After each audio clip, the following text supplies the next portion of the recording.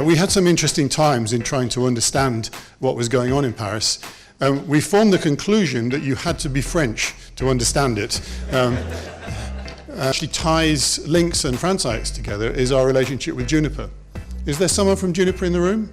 In some sense, LINX becoming large and successful in London was having an overhang effect, and meaning it meant that although there'd been attempts to do regional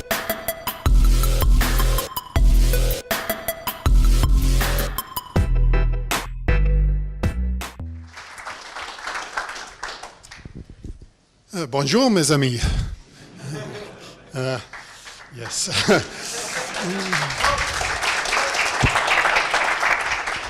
I had a speech prepared in French, but actually my French stops at schoolboy French, which will just make you laugh if I try to use it. So I fear I should have to speak in English. I must say I'm very honored to be asked to come and present to you, and I feel slightly guilty that Frank has actually been asking me to do this for a little while, and it's taken me this long. So I was giving some thought to the best way to use this slot, and I don't want to take up a lot of time. So I thought probably it would be a good idea to say some challenging things that maybe cause at least some discussion in the coffee breaks, if nothing more. So what I want to speak about today, I want to speak a little bit about LINX, which might surprise you because you're expecting a presentation about LINX. I want to talk a little bit about cooperation, and then I will indeed give you a very, very, very brief update on LINX.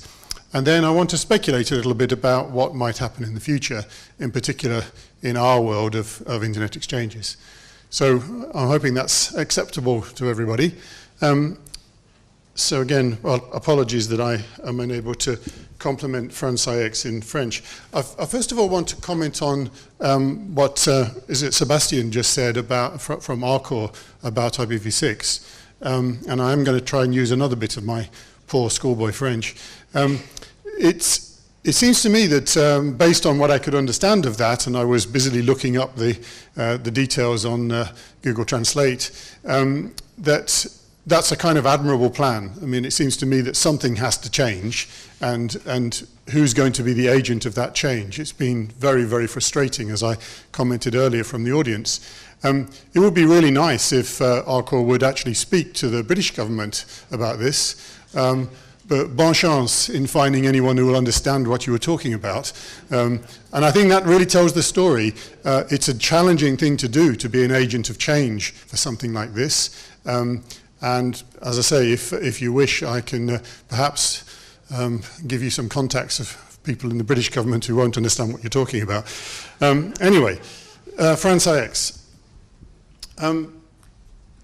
I didn't prepare slides, and I don't really want to make a speech, but it seems to me that there's a lot of admirable things about LINX.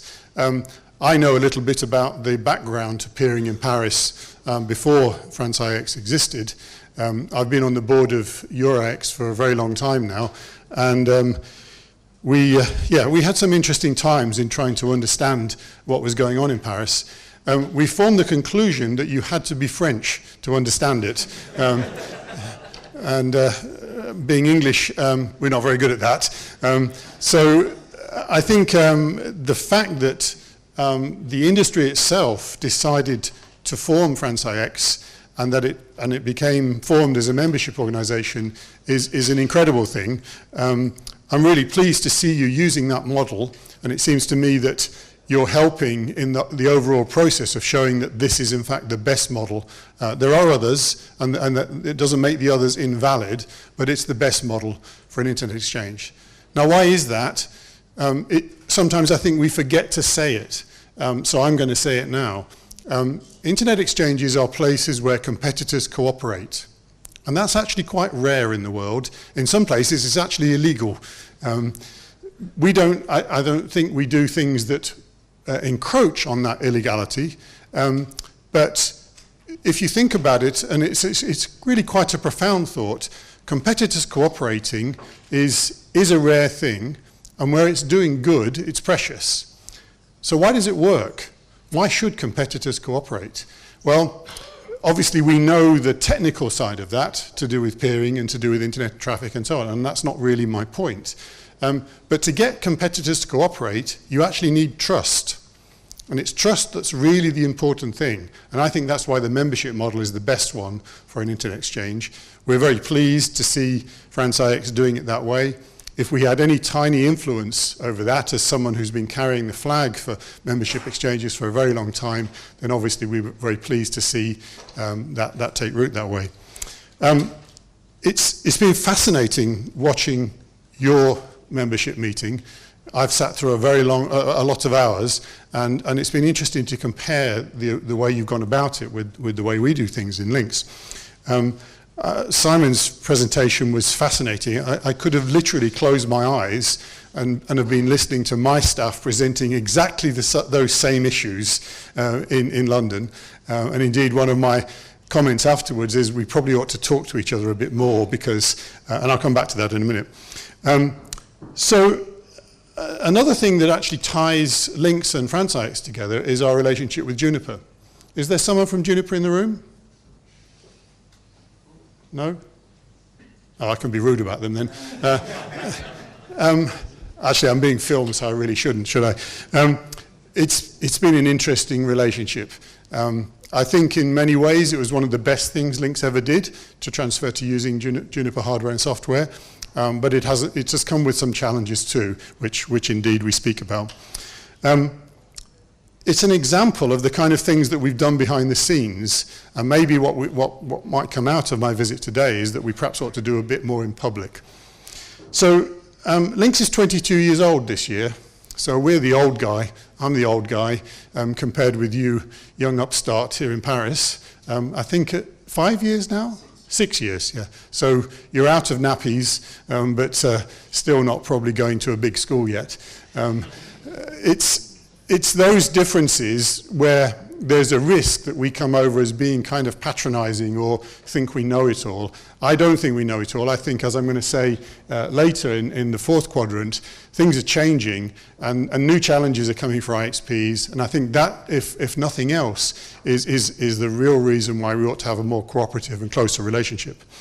We have lots of things in common.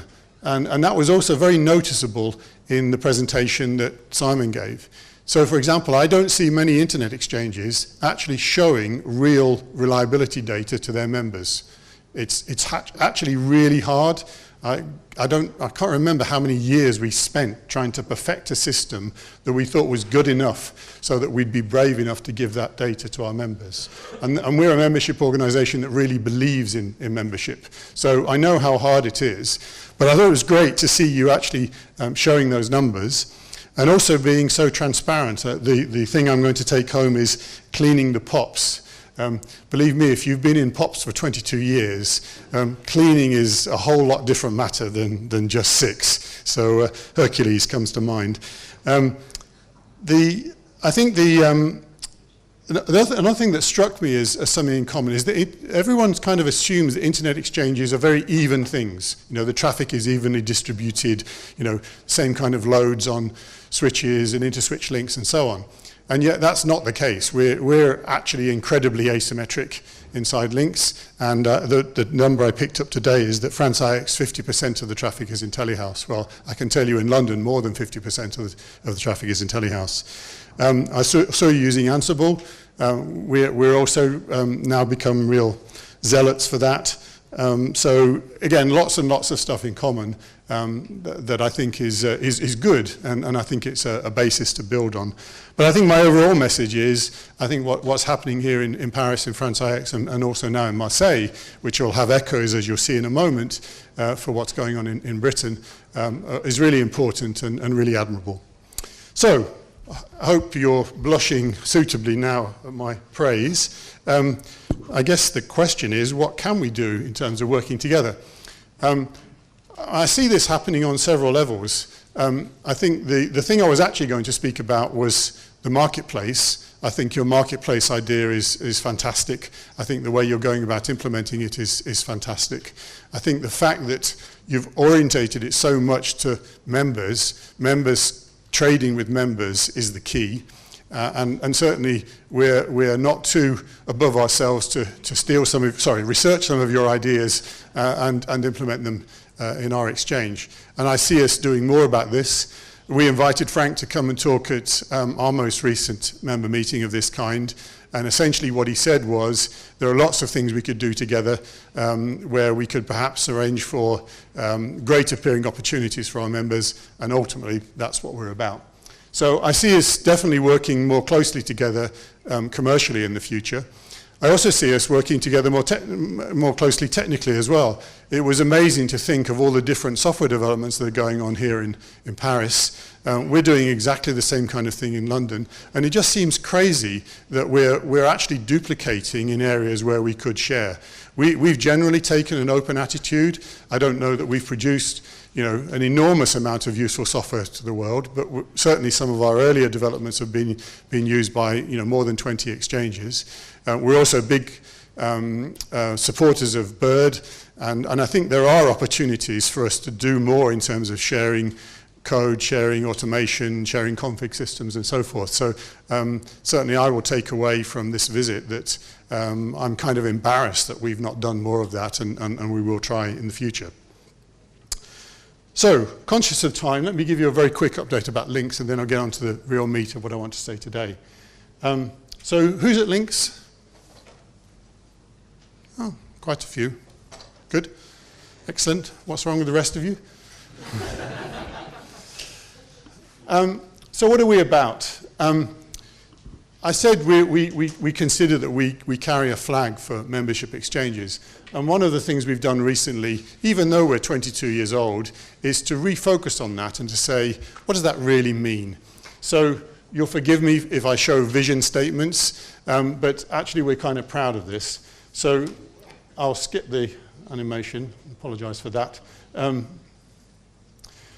Essentially, we're about interconnecting, and there's an interesting note at the bottom there, all without interference. I'll return to that point because it's a really topical issue in 2016 and beyond. We want to maintain and grow an internet for everybody, and that inevitably leads to that vision of without interference. So how do we do that? Well, we think we need to be world leading. That's a really lofty challenge. It's easily said, but much, much, much harder to do. We want to represent our members in matters of public interest, and I think we just saw an example of that with what Arco said in the few moments before I came on stage. And we want to promote the interests of our members, which is an even stronger statement than just representing them. And again, keep emphasizing the fact that we do what our members want. We don't do things because the staff want them. We do things because we're a membership organization. So we are a little unusual because having been in existence for so long, we've become kind of complicated and big, and there are connections to links from all over the world. I still find it incredible that people can get value out of exchanging their traffic in London when its either origin or destination is Australia, but the world's a strange place. We've become quite complicated also in terms of the number of peering lands that we operate. So there are 6 today, 2 in London, 1 in North America, and 3 regional exchanges, which have echoes in what FranceIX has done with Marseille. Just to speak briefly about that, the first of those exchanges we opened was in Manchester and is doing incredibly well. It's already one of the largest exchanges in Europe. We've not done the exchanges in Scotland and Cardiff are taking longer to get established, but I'll speak a bit more about the motivation for that in a moment. We just made a big cut in our prices. I don't want to dwell on this unduly, but again, as a membership exchange, our mission is to try and provide the best value for our members. We made those price cuts because we could, and not as many people thought for other stimulus reasons. If that's too obscure for this audience, then I apologize. I said we have a part of our mission to represent our members. It was the funniest thing I could find of the current news stories that was floating on our website. But you'll see that we operate a public affairs function whose role is to I should be careful, depending on who's in the audience, shouldn't I, cooperate with and be helpful to our government. Some people might have heard me express that in different ways in the past. It came about originally because government asked us our opinion. There was no trade association of internet-based companies in the UK when that started. And some people think we look a bit like a trade association. We're not.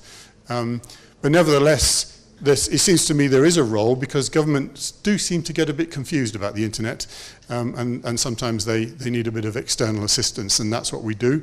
On the other side of that coin is the fact that we have many small members, just as you do here in France IX, and many of those will not be able to afford to have dedicated functions of regulatory officer or public affairs officer or something like that. So how does the company know what's coming in terms of legislation and other kinds of threats? Well, it's very difficult. So there's a sort of proxy service there for people who simply, they don't have the time, or the company isn't yet big enough to do that kind of work. So it's a kind of news channel as well as the more active aspect of it. LINX today is pretty big. In some metrics, we're the largest in the world. We are completely open. I think before France IX's time, there was quite a tangled story of internet exchanges not necessarily being open, because essentially they were controlled by interests that didn't believe in openness. But I think that's pretty much behind us now, although in the developing world you still see echoes of it. As I said, we're pretty big. I'm not going to go through the statistics. That's going to lead me neatly on to hopefully what I've got enough time to speak a little bit about the future. So I've picked just two topics. One of them you might regard as being almost like an announcement, but I think probably I would have been saying the same thing if I'd been stood here a year ago and we hadn't actually taken one of the key decisions that we've already made. We know that there are challenges to stay with the kind of architecture that we have at the moment. I referred earlier to an external stimulus. It's been an interesting year in that people have started talking about the prices of interconnect in ways that perhaps they didn't in 2015, certainly not 2014. If we're to provide a cost-effective service, and if we're to continue to ensure that peering has a value and a place in the world, then we can't be complacent about how much it costs us to do it, and therefore what our prices look like to our members. So we knew we were going to have to replace one of our London networks. The vendor that we have at the moment essentially self-excluded themselves. They decided just not to be in that business anymore. So we couldn't have the plan that we had originally had, which was to move to VPLS with their hardware and software. So we did some research, and essentially there are three broad ways in which we could have pursued a future strategy for that second network in London. We could have stayed with one of the well-established vendors of proprietary switches, such as Cisco or Juniper. We could have found another alternative for the lower cost end, which is generally based on merchant silicon chipsets, and therefore it's argued can be cheaper to produce, but still with proprietary network operating systems. Or we could look at a more disaggregated model where we start to separate the cost of the hardware from operating systems and choose the operating system we really want to run on white box or general purpose hardware. And certainly in the way that our decision has been received, somewhat bravely we've decided to go for that third option. We think it's inevitable, so why put off the inevitable? And so we've decided to migrate our second network to edge core hardware and software from IP Infusion. And the goal actually that drove that was to move to EVPN. So hands up those who know about EVPN? Reasonable number. It's been a goal for a little while, in the sense that we know that there are challenges in the way that we run shared fabrics at the moment that don't suit everybody. We've been watching with interest what other internet exchanges have been doing to try and provide some functionality like multi-homing or redundancy in order that you can do what you normally do, which is to over-engineer your network so that bad things can't happen. That's pretty tricky to do in practice. We also can see that smaller members are easily trodden on, if you'll forgive that English phrase, by the activities of large members. So large volumes of ARP or just routers that get overwhelmed and go to 100%, so effectively they've denied their own service, is a very common phenomenon within the shared fabric world. And then predictable traffic behavior, which everybody wants, that appeals to all. So you can see that just by putting that kind of list together, we've shown something like, well, what's the vision of an internet exchange of the future? We've decided to do this on our smaller London network because that seems like a safer choice. And at the same time, this integrates with a policy we'd already adopted, which is we must automate to survive. We're in that interesting situation where we've scaled our staff to try and take care of the large numbers and the large amount of traffic and switches and inter-switch links and locations that we have within LINX. But we know that that reaches a limit at some point. And there are many other reasons why you want an automation-based strategy that's got nothing to do with just scaling. It has to do with reliability. So watch this space. We've invested in an in-house team to help us do all this, to both develop our part of the software and also to pioneer this approach with the vendors that we've chosen. I suspect that you'll be having these same kind of discussions in France IX in the future, because it seems to me that there's a sort of inevitability that we pursue these kind of challenges and see if they work. If they do, then it's our intention to roll that out across all the networks that we operate, and again to share our experience in doing that with anyone who cares to talk to us about it. The other challenge I think we've got for the future is that France is not unlike Britain in one respect, in that France is rather Paris-centric. I suspect that the UK is more London-centric than France is Paris-centric, but that sounds like the kind of argument to have in a bar with drinks in your hand, because it doesn't really have a good outcome. The fact that we are so capital city-centric means that we create points of failure that we don't really want. We concentrate the traffic in places, and that has a good side to it, but of course, if those concentrations fail, then there probably just isn't the capacity elsewhere in the country to cope with what then happens. France and Britain are relatively similarly sized in terms of overall population, and the idea that you could take Paris or London out and then the rest of the country would function is frankly laughable. I blame the Romans. If you look at a map of France and a map of Britain, you'll see that most of the main highways actually were built first by the Romans, and we're still following those pathways today. So what have we done about it? Well, we had the realization that if we didn't do something about it, it would probably just carry on being the way it was in Britain. In some sense, LINX becoming large and successful in London was having an overhang effect, and meaning it meant that although there'd been attempts to do regional peering all around the UK, none of them had really succeeded in any great measure. And indeed, there had been exchanges in Manchester and Scotland that had popped up and then subsequently failed. So we decided that we had therefore some responsibility for that, and we've built exchanges in 3 places and are considering a 4th now in Belfast in Northern Ireland.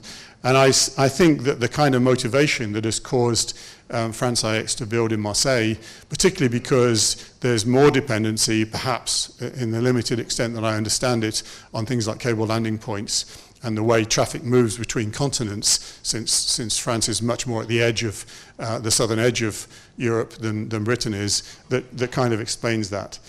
So it seems to me that these things make sense, but they're not things that are driven by profit motive. Indeed, I think if we'd had to decide on these exchanges simply based on can we make money out of them, we wouldn't have done any of them. We're doing it for the good of the internet. And again, I think that's something that a membership organization can do, which is much more difficult for anyone else. So hopefully there's some challenging thoughts in there about what might happen in the future. I'm happy to answer any questions, but I'm also conscious that I'm between you and the coffee break. So if you want to ask me questions, you could just ask me questions in the coffee break.